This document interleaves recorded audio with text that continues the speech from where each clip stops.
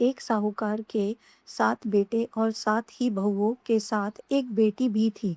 साहूकार के घर रोज एक जोगी आता था, जिसे साहूकार की बहू भिक्षा देती थी। उस जोगी को जब साहूकार की बेटी भिक्षा देने आती थी तो वह उससे भिक्षा नहीं लेता था और कहता कि तेरे भाग्य में सुहाग की जगह दुहाग लिखा है। लड़की को उस जोगी की बात बहुत बुरी लगती थी। एक दिन वह अपनी माँ को रोते-रोते जोगी की बात बताती है कि माँ, एक भिक्षुक आता है और वो मुझसे कहता है कि तेरे भाग में सुहाग की जगह दुहाग लिखा है। माँ सारी बात सुनकर कहती है कि कल जब जोगी आएगा तब मैं सुनती हूँ कि वह क्या कहता है और क्यों कहता है। अगले दिन फिर जोगी आता है तो साहूकारनी छिपकर बैठ जाती है और लड़की को भिक्षा देने भेजती है। जोगी उससे भिक्षा नहीं लेता और फिर वही बात दोहराता है कि तेरे भाग्य में सुहाग की वजह दुहाग लिखा है। लड़की की माँ बाहर निकल कर आती है और जोगी से कहती है कि एक तो हम तुझे भिक्षा देते हैं और तू हमें गाली देता है। जोगी कहता है कि मैं गाली नहीं दे रहा हूँ, जो बात सच है वही कह रहा हूँ। इसके भाग्य में जो लिखा है मैं वही सच में बता रहा हूँ। सारी बात सुनने पर लड़की की माँ कहती है कि जब तुझे सारी बात पता है तो इससे बचने का उपाय भी पता होगा, वह बता। जोगी कहता है कि 7 समुंदर पार एक धोबन रहती है जिसका नाम सोना है। वह सोमवती अमावस्या का व्रत करती है। अगर वह आकर इसे फल दे दे तब दुहाग टल सकता है, अन्यथा विवाह के समय सर्प काटने से इसके पति की मृत्यु हो जाएगी। सारी बात सुनकर माँ रोने लगी और सोना धोबन की तलाश में निकल गई। चलते चलते रास्ते में तेज धूप पड़ रही थी, जिससे बचने के लिए वह एक पीपल के वृक्ष के नीचे बैठ गई। उसी वृक्ष पर एक गरुड़ के बच्चे अपने घोंसले में थे। एक सांप आया और गरुड़ के बच्चे को खाने के लिए लपका, लेकिन साहूकारनी ने उस सांप को मारकर बच्चों की रक्षा की। कुछ देर बाद गरुड़नी आई और सब जगह खून देखकर साहूकारनी को चोट से मारने लगी। साहूकारनी बोली कि एक तो मैंने तेरे बच्चों को सांप से बचाया और तू मुझे ही मार रही है। सारी बात जानने पर गरुड़नी बोली, तूने मेरे बच्चे की रक्षा की है, इसलिए मांग जो चाहती है। साहूकारनी गरुड़नी से कहने लगी कि मुझे 7 समुंदर पार सोना धोबन के यहाँ छोड़ दो, और गरुड़नी ने वैसा ही किया। साहूकारनी वहां पहुंच गई, लेकिन सोचने लगी कि इसे कैसे मनाऊं। सोना धोबन की भी 7 बहुएं थी, लेकिन घर के काम को करने के लिए सदा आपस में ही लड़ती झगड़ती रहती थी। रात को जब सब सो जाते तो साहूकारनी आती और चुपके से सारा काम कर उजाला होने से पहले चली भी जाती थी। सारी बहुएं भी आपस में यही सोचती कि कौन सी बहू है जो सारा काम कर देती है, लेकिन एक दूसरे से पूछने की हिम्मत किसी में नहीं होती थी। काम करने की बात सोना धोबन ने भी देखी कि आजकल बहुएं लड़ती भी नहीं है और काम भी सारा हो जाता है।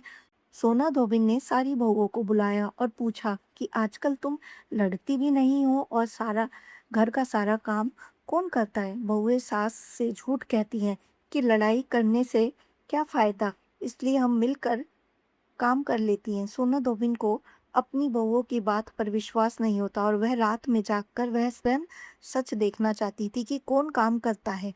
रात होने पर सोना धोबिन छुप कर बैठ जाती है कि देखूं कौन सी बहू काम करती है।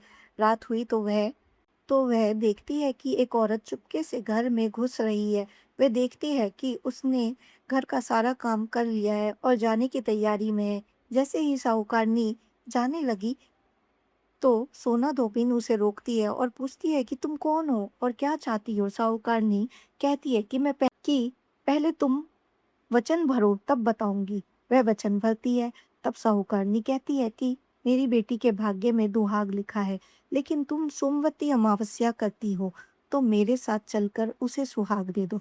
सोना धोबिन वचन से बंधी थी तो वह साहूकारनी के साथ चलने को तैयार हो जाती है। जाते हुए सोना धोबिन अपने बेटों व बहुओं से कहती है कि मैं उस औरत के साथ उसकी बेटी को सुहाग देने जा रही हूँ, लेकिन अगर मेरे पीछे से तुम्हारे पिताजी मर जाए तो उन्हें तेल के कूपे में डालकर रख देना। धोबिन साहूकारनी के घर पहुंच जाती है। साहूकारनी अपनी बेटी का विवाह करती है तो फेरों के समय सोना धोबिन कच्चा करवा दूध तथा तार लेकर बैठ जाती है। कुछ समय बाद सांप आया और दूल्हे को डसने लगा तो सोना धोबिन ने करवा आगे कर ताल से सांप को बांध दिया और सांप मर गया। अब सोना धोबिन ने लड़की को सुहाग दिया और कहा कि जितनी अमावस्या मैंने की है उन सभी का फल साहूकार की इस लड़की को मिले। अब आगे जो अमावस्या मैं करूंगी उसका फल मेरे पति व बेटे को मिले। सभी लोग सोमवती अमावस्या की जय जयकार करने लगे। सोना धोबिन अपने घर वापस जाने को तैयार हुई तो साहूकारनी ने कहा कि तुमने मेरे जवाई को जीवन दान दिया है, इसलिए तुम जो चाहो मांग लो। सोना धोबिन बोली कि मुझे कुछ नहीं चाहिए और वह चली गई। रास्ते में चलते हुए फिर से सोमवती अमावस्या आ गई। उसने पीपल के पेड़ के नीचे बैठकर कहानी कही, व्रत रखा और पीपल के पेड़ की 108 बार परिक्रमा की। पीपल के पेड़ की पूजा के बाद वह घर जाती है तो देखती है कि उसका पति मरा पड़ा है। अब रास्ते में जो सोमवती अमावस्या उसने की थी उसका फल अपने पति को दे दिया, जिसके प्रभाव से वह पुनर्जीवित हो गया। सब कहने लगे कि तूने ऐसा क्या किया जो तेरा पति जिंदा हो गया। वह कहती है कि मैंने तो ऐसा कुछ भी नहीं किया, बस रास्ते में सोमवती अमावस्या आ गई थी जिसका मैंने व्रत किया, कहानी सुनी और पीपल के वृक्ष की 108 बार परिक्रमा की। अब सारी नगरी में ढिंडोरा पिटवा दिया गया कि हर कोई सोमवती अमावस्या करेगा, पूजा करेगा, व्रत रखेगा, कहानी कहेगा और पीपल के वृक्ष की 108 बार परिक्रमा करेगा। हे सोमवती अमावस्या, जैसे आपने साहूकारनी की बेटी का सुहाग दिया वैसे ही सबको देना।